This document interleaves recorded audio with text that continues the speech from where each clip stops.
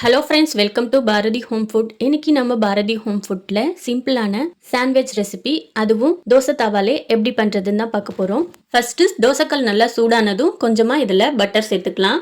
பட்டரை சேர்த்து நல்லா ஸ்ப்ரெட் பண்ணி விட்டுட்டு ஒரு பிரெட் வச்சுக்கலாம். பிரெட் மேலே மயோனீஸ்க்கு பதில் கொஞ்சமாக கெட்டி தயிர், உப்பு, மிளகுத்தூள் இதெல்லாம் சேர்த்து நல்லா மிக்ஸ் பண்ணி எடுத்து வச்சுருக்கேன். இப்போ இதை பிரெட் மேலே அப்ளை பண்ணிக்கிறேன்.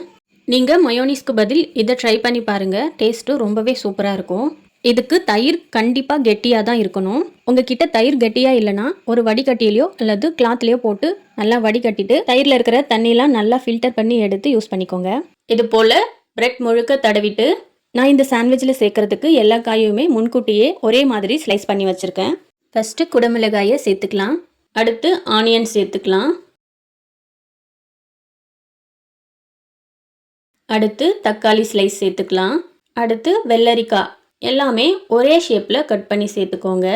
அடுத்து ஸ்வீட் கார்ன் கொஞ்சமாக வேக வச்சு எடுத்து வச்சுருக்கேன், அதையும் சேர்த்துக்கலாம்.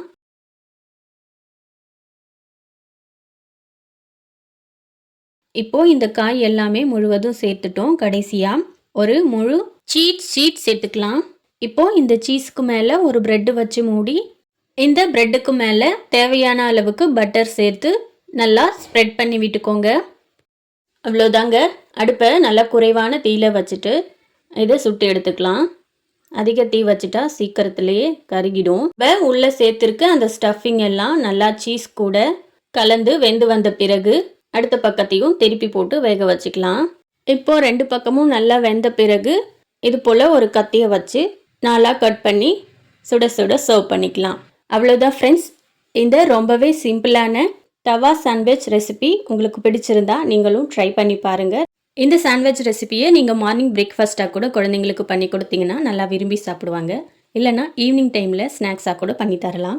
இந்த வீடியோ பிடிச்சிருந்தா நீங்களும் ட்ரை பண்ணி பாருங்கள். ட்ரை பண்ணி பார்த்துட்டு கமெண்ட்டில் எப்படி இருந்ததுன்னு சொல்லுங்கள். இந்த சிம்பிளான சாண்ட்விச் ரெசிபி உங்களுக்கு பிடிச்சிருந்தா லைக் பண்ணுங்கள், ஷேர் பண்ணுங்கள்.